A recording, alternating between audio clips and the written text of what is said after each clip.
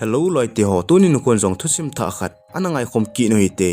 tuni thusim deu hi anom hle jengin po le la zon chan ge inangai dingowin ka in tem ve chule channel ki thopi nan video hi ina thot son ki dingwin jong ka hin tem ki no ve a film min hin he no mai le description an available na mu ding hi tai movie ki panahin gamleng ji mi khan he ki mo en gamleng pa jong gamleng ina che na hi le Humpino hi ahin mutan aman jong atei ba se jeng hi ti chan humpino cha box kan na henin len in ahin len pita na hi chi zo hen nunga mel hoi ta khan hi ong ki mo en amin hi elma hen kum som ni le kum nga vel he ahin ama jong pinyo gut mi hi si chen pinyo hi ame nei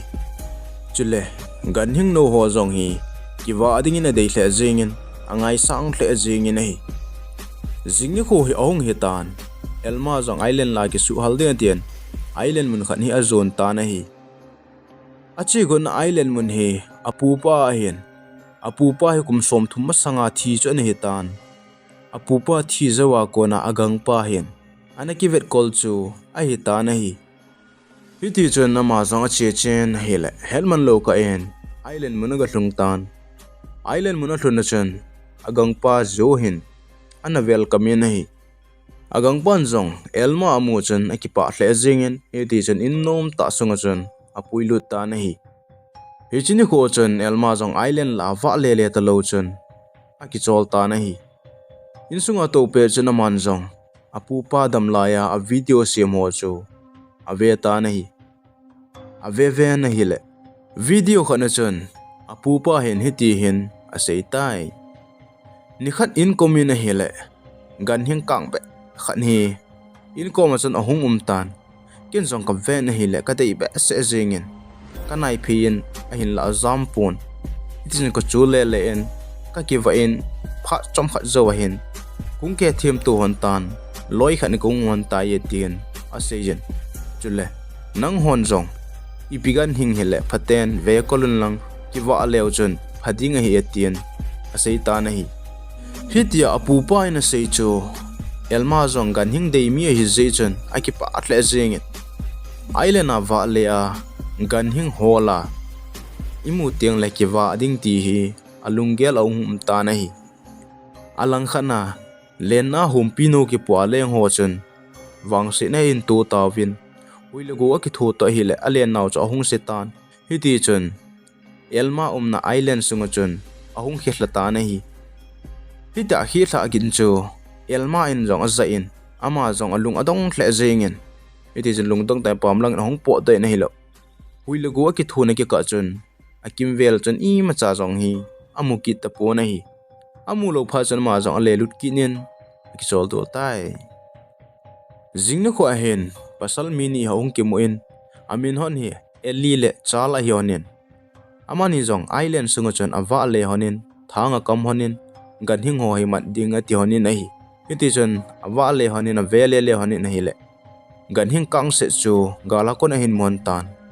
athang kam hon na o ding bo chu anga hon ta nahi Ganhing kang chu che che nahi le athang kam non chun ahung o tai athang kam hon chu net ni a hin iti chen Ganhing kang jo ne chen hu kum ta nahi long po do thei ta pon amani jo chen gala ko na Ganhing a o pe na hin mon pha chen adel phe honin a hi le ahlun ka hona chen Ganhing chen a hin phut wangin azam ta nahi Ganhing ro cha zam in vadung mun khat chu apal pa in apam long chen a po de nei le mun khat hin a o kit tan hi cha chen Elma hin a hin tu khata nahi Elma to ki tu hon pha chen Elma in jong a ve na hi le apu pa in maya amu a akiwa ngoi tabang bang chu ana hi tan hi ti chen a dei be se jengin kang cha chan a chen a o an chu aga thlap pi ta na hi le Ganhing chen im cha sei pon ada hla ta na hi Elma jong che be be kinin na hi le zani hla a len akile hla na mun chu ka phatan len la chen im cha jong anum tapon alang khana humpino boxa ki chon chu thing chung hen ki bangin ain la humpino im cha atipon humpino hi che pe na chen ahung po da en ai la hung kle hlen wachabu khana chen achu ta na hi hidya wachabu achu pe na chen wacha cha hong lengin home pino chu ahong nol hatai home pino jong se ki chape se jengin ahong leng thlan na hi le elma chunga chun achu che jengin hi elma in jong home pino mu chun aking thle jengin hi jong le Ganhing no a daisy chun aman jong aki pomin inlang a hin zon ta na hi elma jong in a thlun zo a hin Ganhing kang jong chun an no he kamin a hin penin in chu direct a hin zon lut jengin a hi in sung ahong lut na chun an no cho ahong koi thlan a hi le elma ko ma chun Ganhing thum hi a tan Ganhing thum mu chu aki pa hle jengin a hi pha chom khat zo a hin elma an jong agang pa ko win Ganhing thum ho cha vet sa in a hi le agang pa chun Ganhing gim nei ho hi wa lo hil jeng ding hi a danger hle jeng hi jo hi zu ho ko wa pi ding hi ta ye hum pino jong hi zo teng le zu nei hon ahong hol deu ong kila tho tho deu he tien a sei pi ta na hi agang pa na sei bang bang chun jing ni khwa hin animal control ho hi ejlai mon cho hongwin home pino hi ahong hol ta we na hi elman zo zo hi seitan ejlai mon hin home pino kamu khapoye ahong khapoye tien a zo a sei pi in animal control ho zong akle ki ta we hi choloi po do chun elma zong in sung jan hlai lu nen Ganhing ho cha ve ta na hi le Ganhing kang nu chun ano anoi chep sa pe chun home pino zong chu aga chi in akang nu noi chu aga chep ta na hi hitia akang nun home pino anoi a chep sa chu elma ina mu phan chun hi chi Ganhing hin home pino zong hi phate chan in sin tan te tin agialin akipa hle jing in hi phana che chen a hi le Ganhing no te ni zong chong ki wop thei hle jing hon tan elma in zong hi te ni min chu khat khat na hin a hin sa ta na hi si al nu no hi zek a sa in home pino no hi dreamer asa tai alang khana gang pa hin elma hi alungim pi hle jing ji na hi aji chu Ganhing no akiwa a pi chu zo ten le Ganhing no chun til kha khat hin lo kha in te tia hi alungim pi ji chu a hi in hi phana che in thlani zo wa hin Ganhing no te ni zong ahong len hoi hon tan elma in zong gamla lang in a poison apu pa in Ganhing anawa ajina anek che pi ji na mun ho chun ichi Ganhing te ni chu anek che pi ji na hi le Ganhing no te ni zong chun anup sa hle jing ji hon in hi ni khan hi elma zong pino competition a zaw de hi je chun Ganhing no te ni da hlan a che ta na hi hi tia che do pe na chun gamleng mi ni hi island sung chana wa lut hanin na hi le si al pi chu a hin mohon tan si al pi a mohon pha na chun a kap li hon ta na hi alang khana elma zong competition chun first a hin latan a ki pa hle jeng agan thei banga island mun chu na Ganhing no ho ta ki wop ka sa nga lelin island mun chu a hin zon tai island mun a thuna chun kon aga hongin a hi le in sung chu ana chap hla jeng in a hi aji chu Ganhing no te ni chu anagil kilwal hana in sunga thilum zo se chu ana su thang jeng hon chu ana hi in a hi hiti channel ma in song api nu chu a hin hol tan a hi le a hin mutapon api nu chu gamla wa mang hin te tin gamla lang holding in a chi ta na hi island i te hom chu ga holin a kovin a samin a hin la sial pinu cha mo mong tapon a hi le alungial he no mo hle jingin in hung ki le in Ganhing no te ni chu an hi ane sa ta na hi pha chom khat zo hin competition ahum kitan a hin la enawa a che tapoi aji chu kidala kin hen lang hi le Ganhing no te ni zong anamang kinin te tia agial si chun competition a apan na chu da hlan Ganhing no te ji zo a vehicle zo ta na hi ni khan hi agang pa zong hi chala in mun chun ahong lut ta na hi le Ganhing te ni elma in anaboi pi chu a hin mukitan agang pan zong tu chan chana ida na koina lai ham hi chi Ganhing ho hi zu a pi lut ding a hi bowe ai le wai le boi ding a he tin a se in a hin la elma in kapu dam lai chun kapu in Ganhing ane ke va in ale nungin zo im cha ti pon loi khat bangin ane ke wo pin he tin a se jin a hi le agang pan zong hitia elma in a sei phan chun thildang ima sei tapon a ho he a tien a akipa pi zota na hi hicha agang pan akipa pi pha na chun elma zong atha anom hle jingin akipa na chu asang che na hi hiti chun elma in zong Ganhing no te ni chu ahin kiwa pian ahin kiwop pian ahile Ganhing no te nin zong elma cha ahin ngai hon tan nom ta chun in ho hi ahin mang ta we na hi hana che chen ahile kum khat zo hin elma in zong Ganhing no te ni chu ana kiwa analyze in ahile Ganhing no te ni zong len ta ta hi a phajing tan ni khan hi agang pa he sa tha ding in ahong in ahile in sung ahong lut gon in sung achun hompi no le si al ahin mu phan chen aki chle zingin a hi agang pa in zong elma kom chen Ganhing te ni hi banglin ta ki cham lo ham danger lo ham zu in pido jeng tangem mati na hi le elma chen ki cha na poi ima ati poi amani to ki kending wang ka nom ta poi ka pido nom he ati pi na hi ni khat ni hi chlai island mun chen nupi khat le achanu hen meding hi ahung holan tan kungin ahung ki tol hanin a hile gala kon chun zeng hin ahin mutan histeni nu cha chu adel ta na hi hitia zengin nu cha teni adel chu elmai na hin mutan amu mu chun zole nu cha teni chu su khan te ti zi chun zeng nu nung chun ahung hlai in a hile sung khan hin a ki palin sung ma ma hin alu he akita kha ta na hile kho hello hin aki zam ta na hi alang khana nu chate ni chun hitia si alin a hindel chule elma akisu kha chu amuhan pon media kilo honin akile pai kin han tai amani nu cha po do zo chun elma kho halloween ki zamtan Ganhing ten in zong su thoding ati hanin a hinla elma cha chat mong mong tapon tho mong mong tapon a hile pung izat ka ham chu Ganhing te ni chu aham han ta na hi azi chu amon gin min aza tingle ichelai muna hong leo elma amu dio lo na pui thiam ale ajendam theu ham iche hen hon je na chu chuti ham han hi hitia mi ahong lo mong mong pha na chen Ganhing tenin zong elma da that lo chen achang gel hanin a pi hon ta na hi jingni kho hi ahong hi kitan jingka hen agang pan hin phone hin bol tan na hi le elma chen phone chapik mong mong tapon na hi le pichinu wang hin boi na khan he to itan te tin gelin iti chen elma na mun lang chu a in zon pai tai agang pa zong chu wadung chun kungin ahong ki tol in hele gala kon chun Ganhing hi ahin mutan aman zon durwin chun a ven hi le a vel chun hompi le si al chu ahin mutan hi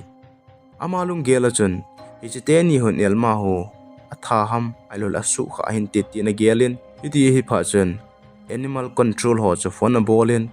Ganhing te ni man do ding chun a seita na hi hichi zo chun elma jong lo in hin tan lo ina na doctor pa chun akang pa ko ma seidan chun hichilai mun chun akisu kha na mun chun Ganhing te ni chu da hen lang hile elma alei si nin ko hi beitan tin tua hi ahin ko ki hu do zo lo ding he tin a sei pi ta na hi alang khana animal control ho jong chun eli le charlie chi Jack si al chu apitawin hompi dreamer chu elan kitipa hi apitawin hi ahi chu ama ho hin zu ahono hin zu a hlading hi ati ovin hi elan chun hompi chu aven aile hompi chun lunghang ten sil ten aven hi le phamo asatu wa jengin hinla achapa chu to hompi chu ahong ki he honin ahong ki ngai pai jing honin hi phachom khat zo chun elan in jong hompi chu lo khan hi kap hum ding atien akap hum ta hi hiti akap hum pe na chun hompi in zong elma to num ta alen khom lai chu ahin gel to jing hi hompi mu khlo hon zong hompi chu amu no movin ave jeng ovin hi alang khana elen achapa jong chun hompi chu adeyin hompi chu aganizin hompi in jong elen achapa chu ki vo pi ding in adei hle jing hi alang khana elma in zong hu ahin hetan hu ahin hen chun agang pa ko ma chun Ganhing te ni cho dong pai jing in hi le agang pa in jong ata chu a sei pi pai jing in hi hitia po le the hi phon chun ahong po do loi chelin Ganhing te ni holding atien animal control room chona chien adong tan a hi le choloi chon si al chu awa ho komin khoi ta vin pi chu awa ading pan aki choi tai aki pui tai atien ase pi ta na hi le elmas alung ahang ba se jingin officer ho chu a ho se in na hi le agang pa aki phalak ba se jingin a hin pui do ta na hi apam lang ki hona chon elma in jong zek akila pa cha phone a bolin zek cha dong ta na hi le akila pa chon aloi ho la in ka thla in a hi le no asatle jingin loi jong anei tan alung mong sel jeng tai a hin ti pi ta na hi le elma ding chon sei be ding I ma cha chu a ta pu na hi alang khana dreamer ding jong agialin a hi le alung gim tle jingin a hi ni khan hi elma jong so bol je mi khan hi to a kyolim ta na hi le chu pa chon na dreamer chu aki cho pa chon so bol na in amangin miyang imacha alo po ni ti chon sum lo na chang ene yen sum tap ta pi amuta na he tin a sei pi ta na hi khana che che in a hi le ni khan hi zek na mun chu dreamer thola hen a ho pa ta win na hi le hitia dreamer ga ra hung ki tol pe chu zek hen a hin mutan zek hen dreamer amu mo chon anewa pan a hin ki selit pi a hin ki wa pi a loya hi ze chon alung a hel le zingen a hapmin achi manggei chu mit hlipumin a veta na hi zan ahung hitan zek zong akian namuna konin ahung pot da in ahung zam da in dreamer na lang achi na lang mun chu adel tai jingni kho hi ahung hitan awa ho zong chun zek cha hin mutapovin a khol kholawin a hi la zek chu lei chu avia leya kona ana po do chu anei tai ama holung gela chun ipi lunggel anei ham hoya chi ham holding hi atikit ta wen hi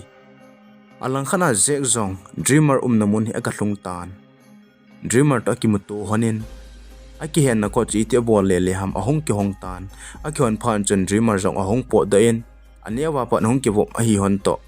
pha chom khana kimuto hon lo chu lung hel hon ba se jingin aki dai hon ta na hi alang khana dreamer aki wa pa chun dreamer apo do hi a hin het pha na chun alung ahang ba se jingin dreamer chu hold do a mei thala khap li jing ding hi atitan a hi le achapa chun a za da in a hin la achapa za da chu ngai talovin mei thala kila ni ti chun zek aki wa pa chu phone a bolin zek chu ta wa do khom hane tin amani hola tha ding chu atita win a hi alang khana eli zong elma ko ma chen elma ko ma chun Ganhing te ni chu ong zam do kin hon tan ong zam do han ta ji chen alung hang win amu mona tha ding he ti ta we nei chule zek chunga chun trigger he ki bu to in a chin amun zo se chu ki he jing ding he tin a sei ta nei alang khana zek le dreamer zong zan le hen osung veng sunga chun a hlai le sing ji honin a hi le hi chu police on a hin he do phan wa chun zo ten le mi hin so honin ti ati phanan suit and side order hi abol ta wi nahi zek le dreamer zong achi chi honin nahi le alen hon na tlang island gam chu aga hlung hon tan hi cha chun a hon ta nahi ni kha ni dreamer akiwa pale chapa chun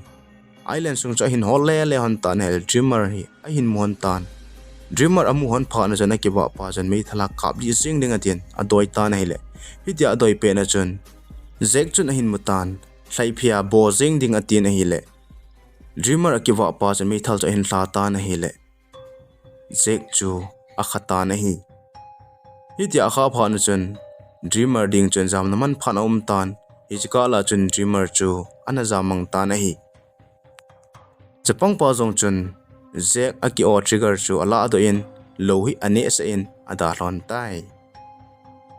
phana chi chen a hila zan hi ahong hetan amani pa cha jong zek ki wa hoda ki muto win trigger chu api hon ta na hi jingni ko a hen hi chi chapang jong chu alma ko ma chi in thila to zo se chu aga sei pi ta na hi hi chin ma ma chen ama ho jong island mulang a che ta win na hi le mun khana chun dreamer ane ki tung tan dreamer in elma amu mo chun in neu cha khan hen apuilu tan hele sunga chun zek hi adam mo an umi na hi a hi chu dreamer awa pan akap kha na chu achapa in lo ani sa ji a cha ano ola hitan a hin la dei bang ta chat thilo lai chu a hi in a hi elma en jong a ki mu pi in a tha nom hle jing in Ganhing te ni jong chu a thon anom hle jing hanin a hi hitia ama ho jong a pe lai ta wa hin police ho Ganhing te ni that ding a hin a hung ta wi na hi hi che het phano chun alma en jong Ganhing te ni chu ko hom khana chun so lu nin a hi le wadung pa ma hin a hung su do ta wi na hi wadung pa ma pha no chun chinai dang a ta pon wadung chu no ding pal ding a hi ta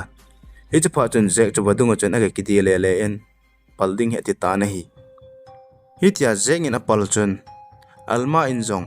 dreamer kom chun wadung hi pal zeng in atien a hin la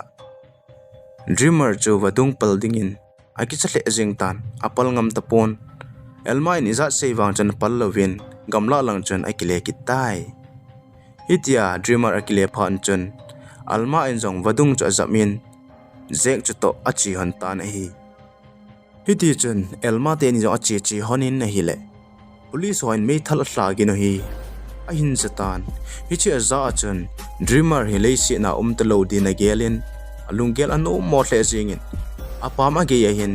lungel no mo ta hina chi na hi le ama sanglanga kon chun dreamer to ahung ki tu han ta na hi hitia athia agel pe na dreamer to ahung ki mu to chu atha nom hle jingin chuti lawa agang te ho adang ho jong chun akipa pi hle jing wi na hi a hi dan hi dreamer chun police ho chu agadai wa chu a hi in a hi hiti chun Ganhing te ni police on jong tha lo ding ti tawin elma in phati cha ki wa dingin a ta na hi hi che pha chun a ki pha thei hle jing win elma in jong in sung ki ma i theu hi ki pa ami atien party khat jong hi amang ta wi na hi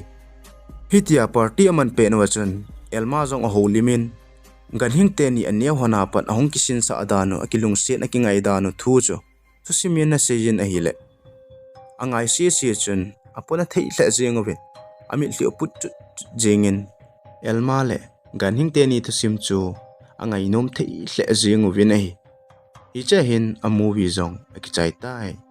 thusim azona chan a ngai jo sin bon chaw chungin kipa thu ka hin sein thusim tha ahong kitaka sen ananga jingoi te thusim aki chai tai